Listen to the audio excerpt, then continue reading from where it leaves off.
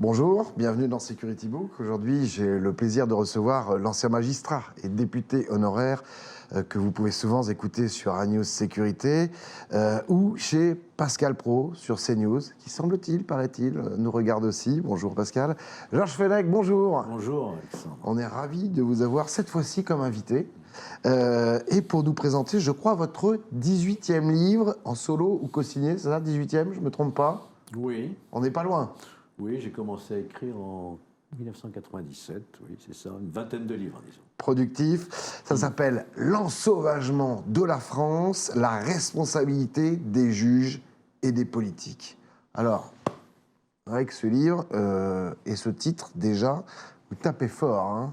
Est-ce que vous tapez pas un peu dans un coup de pied dans la fourmilière finalement? Ça ressemble, ça me fait penser au titre La France Orange Mécanique, des titres forts qui interpellent. Oui, oui, évidemment, mais que faire d'autre? Aujourd'hui, on est au pied du mur, hein, il faut dire les choses.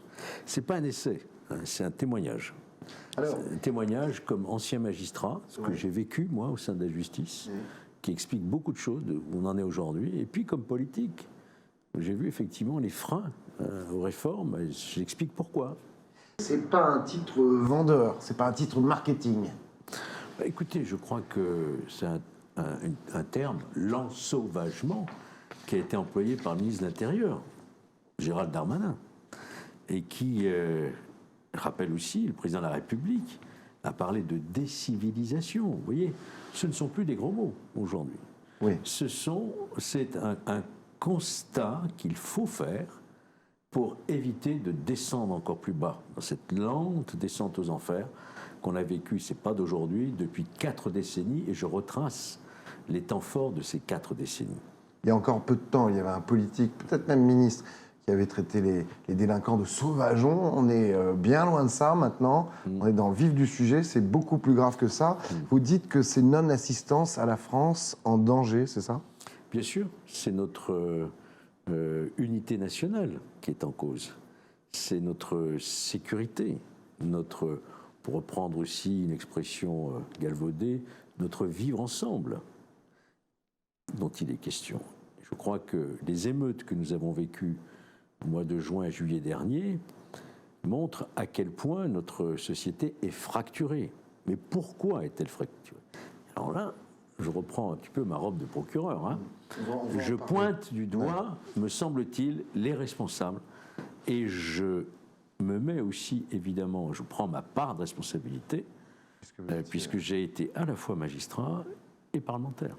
Alors, on va rentrer dans le vif du sujet d'ici quelques instants, mais je sais que vous aimez l'histoire. Est-ce que si on remonte dans l'histoire de la France, d'être frappé comme ça en plein cœur par un ensauvagement, c'est sans précédent? Ouais, on ne va pas parle pas des guerres comparer hors les période. époques, parce qu'évidemment, si vous remontez au Moyen-Âge, avec toute la sauvagerie, l'époque des brigands, de grands chemins, etc., il y avait effectivement beaucoup de crimes qui se commettaient. Mais ce qu'il faut prendre, c'est la période de ces 4 dernières décennies. Et c'est là qu'on se rend compte qu'on a franchi un palier dans une forme de séparatisme. D'ailleurs, c'est encore une fois le gouvernement qui a fait voter une loi contre le séparatisme, et dans des actes de plus en plus violents, de plus en plus barbares, Au quotidien. quelquefois gratuits, au quotidien, et qui défient l'entendement. Et je commence par rappeler évidemment l'horrible assassinat de la petite Lola, qui est resté gravé dans nos mémoires. Alors, votre regard est porté sur l'intérieur, pas le ministère, mais les arcanes d'institutions qui, selon vous, sont coupables. Comme le dit le titre, le sous-titre en tout cas de ce livre, vous accusez juges et politiques de saper le socle républicain en refusant, d'après vous, par pure idéologie ou faiblesse, voire lâcheté, de s'attaquer frontalement à la criminalité et à l'immigration incontrôlée. Oui, parce que toute cette délinquance aujourd'hui exponentielle, notamment violente, pour donner un seul chiffre, entre 1988 et 2023, c'est 750% d'augmentation de violence. Vous imaginez, c'est exponentiel. Ça ne vient pas de nulle part. Donc, il faut comprendre comment on en est arrivé là. Et effectivement, je retrace d'abord la naissance d'une idéologie au cœur même de l'institution judiciaire, avec l'apparition, la naissance du syndicat de la magistrature, qui considère que le criminel, au fond, est la première victime. Victime de discrimination, victime d'inégalité sociale. Ça s'appelle la défense sociale nouvelle, c'est parfaitement élaboré. À partir du moment où vous estimez que le criminel est lui-même une victime, pourquoi le sanctionner? C'est la fameuse culture d'excuse qui petit à petit a infusé à travers les générations et qui provoque ce sentiment d'impunité dans certains quartiers et qui fait exploser notamment la récidive. Donc effectivement, ce que vous dites et ce qu'on retrouve dans ce livre, vous pensez que le passé d'un suspect, d'un criminel ne doit absolument pas interférer dans une décision de justice. Donc il y a déjà cette problématique. L'autre, c'est que les magistrats ne seraient plus indépendants, donc impartiaux dans leurs décisions. Qu'est-ce qu'on peut faire pour qu'ils ne soient plus quelque part politisés? S'ils sont politisés, ça influe inévitablement sur leurs décisions. Vous mettez entre autres en cause le syndicat de la magistrature. En quoi est-il coupable? Et qu'est-ce qu'on peut faire pour résoudre ça? La justice, le juge, est par définition, dans le cadre de ses missions, impartial. Un juge qui ne serait plus impartial ne peut plus remplir sa mission.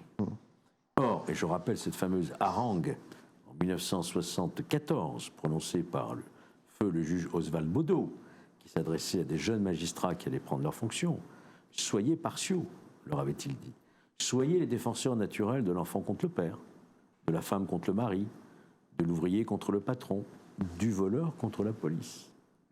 Soyez partiaux. » Donc à partir de là, si vous voulez, les juges sont sentis comme investis d'une mission rédemptrice pour lutter contre les inégalités sociales. Et le crime fait partie de cette inégalité. Donc finalement, la balance de la justice n'est plus équilibrée, mais elle penche d'un côté pour rééquilibrer. Oui, sauf qu'elle penche en faveur du criminel et au mépris finalement des victimes. Regardez ce qui s'est passé récemment. Des juges ont défilé dans la rue aux côtés d'associations, etc., qui criaient contre les violences policières. Des juges ont défilé dans la rue. Donc là, ça veut dire qu'ils sont impartiaux dans ce sont les mêmes juges qui vont peut-être juger des violences policières. Voyez-vous ? Tout à fait.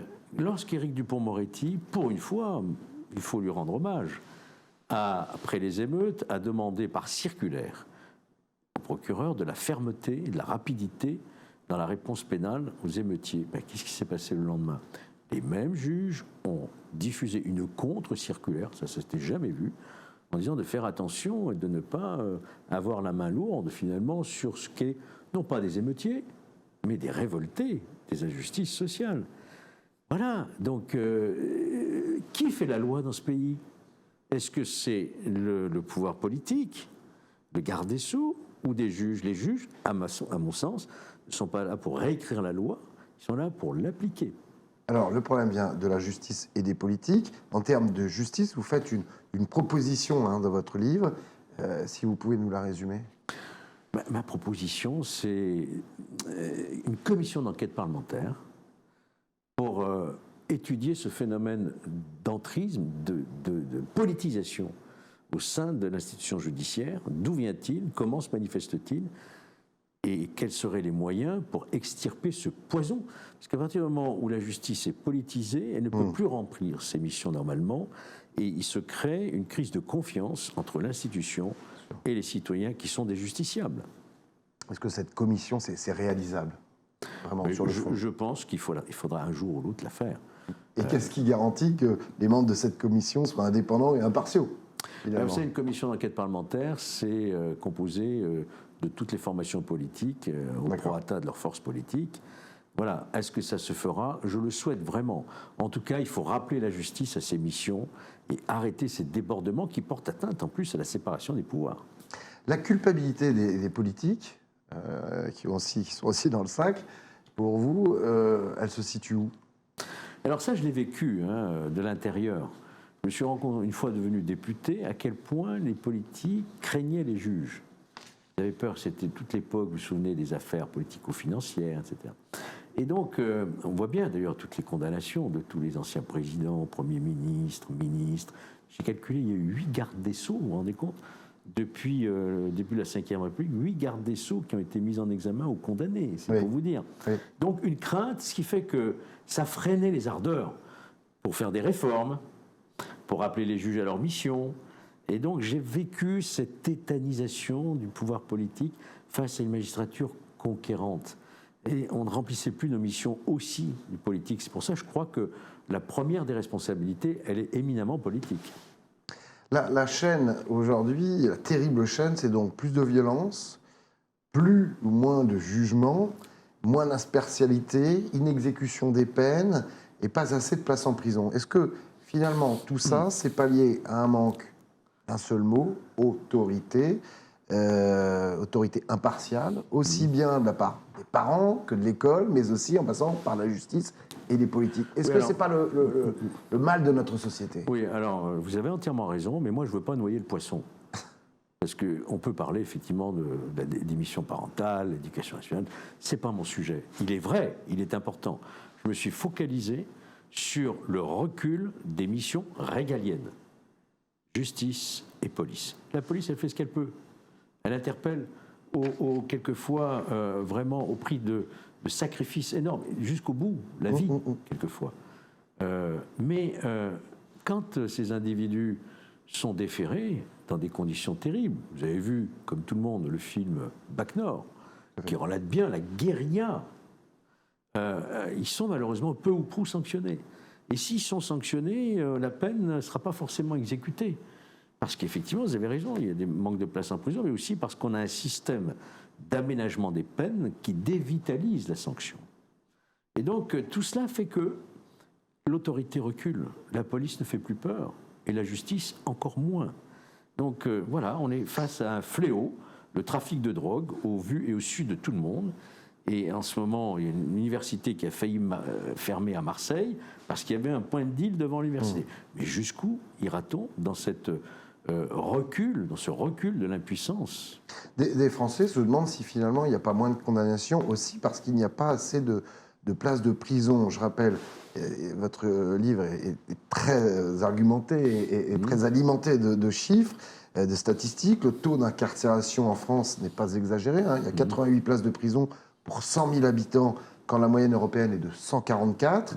Ce qui fait que nombre de condamnations à la prison ferme sont en attente d'exécution. Oui, on estime qu'il y a autour de 80 000 peines d'emprisonnement ferme en stock actuellement, qui ne sont pas exécutées par manque de place.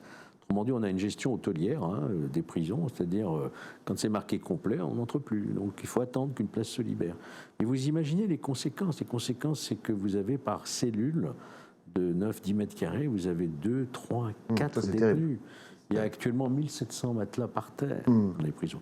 Comment voulez-vous entreprendre une réinsertion dans ces conditions où ces détenus vivent dans une promiscuité totale, 22 heures sur 24 dans une cellule, sans travail? Donc, ne serait-ce que pour la dignité humaine, il faut au bas mot construire au moins 20 000 places de prison pour nous aligner. Et encore, on serait loin, par exemple, de la Grande-Bretagne. Mais on ne peut pas continuer comme ça. Et malgré toutes les annonces qui ont été faites, je me souviens du plan 15 000 places supplémentaires annoncé par Macron lors de sa première campagne. Au final, il y en a à peu près 3 000. Donc ce n'est pas du tout dans les tuyaux de construire de nouvelles prisons. Par idéologie. Vous savez, la fameuse phrase de Voltaire, il vaut mieux construire des écoles que des prisons. Vous ouvrez une école, vous fermez une prison. C'est pas vrai. La prison, la peine, la courte peine même, elle a une valeur de sanction qui fait prendre conscience, la courte peine. Les courtes peines ont disparu. Le législateur a fait disparaître des courtes peines. Le garde des Sceaux, M. Dupond-Moretti, a fait passer une loi en janvier 2023 dont on n'a pas ou peu parlé dans les médias. Tout condamné à moins de 2 ans sort 3 mois avant le terme. En fait, les soldes de la prison, en quelque sorte. Oui, non ça vient s'ajouter à tout le reste. Je crois qu'il y a aussi 200 000 cas de personnes ayant plus d'une vingtaine de condamnations qui ne sont pas en prison. Oui. C'est énorme. Voilà. Vous avez tout résumé. Est-ce que ça veut dire que si on continue dans cette voie-là, le privé et la sécurité privée, plus particulièrement, aura davantage de travail pour assurer la sûreté et la sécurité? D'ailleurs, le législateur en a tiré les conséquences lui-même, puisqu'il a voté une loi de sécurité globale, le fameux continuum de sécurité, où on intègre aujourd'hui en complémentarité les polices municipales, mais également le secteur de la sécurité privée. Oui. Vous imaginez bien qu'aujourd'hui, la police nationale et la gendarmerie nationale ne peuvent pas, à elles toutes seules, assurer une sécurité. On va avoir des Jeux olympiques l'année prochaine, il va falloir recruter au bas mot 20 000 agents de sécurité privée qui auront leur mission, leur statut, qui seront encadrés, et tout cela coordonné par les préfets, évidemment. Mais la sécurité privée, je dirais, ne s'est jamais aussi bien portée, malheureusement, qu'aujourd'hui. Et il faut s'engager davantage encore en respectant évidemment les règles de formation surtout et de contrôle. Ça, c'est un peu le risque qu'on a avec ce manque d'agents de sécurité en vue des JO, c'est de recruter à tour de bras et peut-être justement d'avoir les gens pas assez formés, non? Oui, il faut les former, c'est très important, surtout qu'il y en a certains qui pourront être porteurs d'armes en plus, avec des autorisations spécifiques de la préfecture.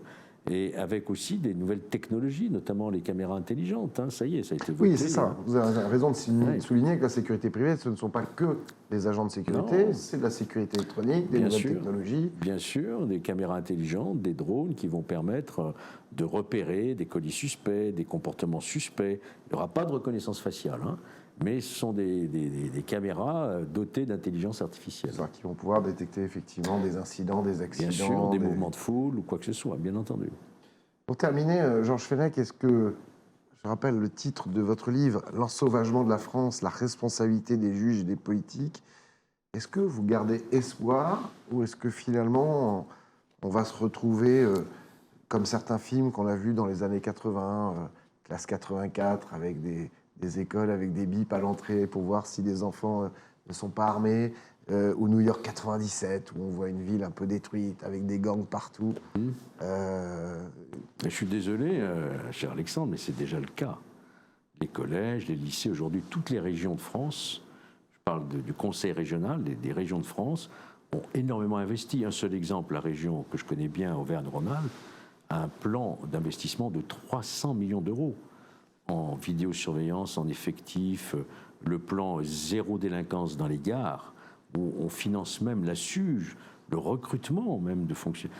Donc toutes les régions se sont investies. On y est déjà dans cette situation. Et vous voyez bien ce qui se passe. On n'arrive pas à résoudre le problème des stupéfiants aujourd'hui, trafic au grand jour. On y est déjà. Il faut vraiment ouvrir les yeux, quoi. Est-ce qu'il est trop tard? Est-ce qu'il faut garder espoir? Il n'est pas trop tard. Il faut garder espoir, mais il faut une véritable volonté. Là, maintenant, il faut aller vers la tolérance zéro. Il ne faut plus faire de sentimentalisme par rapport à ces jeunes qui refusent eux-mêmes d'aller travailler et qui préfèrent le trafic de stupéfiants parce que c'est beaucoup plus lucratif. Vous savez, les jeunes, ils font leur rapport coût-avantage. Ça me rapporte combien? Ça me rapporte pas mal. Qu'est-ce que ça me coûte? Un peu de garde à vue, à la limite un tout petit peu de prison, où je pourrais peut-être faire un peu de karting, on a vu. Donc c'est l'image qu'ils ont de la prison, et ils se retrouvent en liberté très rapidement.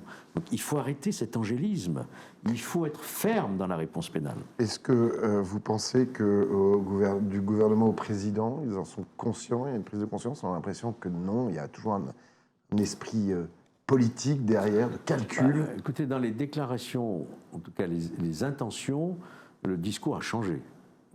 Au niveau du président de la République et du ministre de l'Intérieur, il y a un changement. Le discours, c'est une chose, mais les actes? Maintenant, on attend les actes. Et les actes, écoutez, je les attends toujours. Qu'ils rétablissent les peines planchers, qu'ils construisent les prisons, qu'ils construisent des centres éducatifs fermés pour les mineurs. Là, on pourra commencer à dire « Ah, ça y est, on est passé maintenant à l'action ». Je vous propose de revenir nous voir peut-être un petit peu avant les Jeux Olympiques. Peut-être aurez-vous sorti un autre livre. Je rappelle, c'est déjà un succès en librairie, L'ensauvagement de la France, la responsabilité des juges et des politiques. C'est aux éditions du Rocher, 17,90 €. Merci beaucoup, Georges Fenech. Merci, Alexandre. Merci à vous de nous avoir suivis. On était ravis d'être ce moment-là avec vous. À très bientôt. En attendant, prenez soin de vous. Ciao.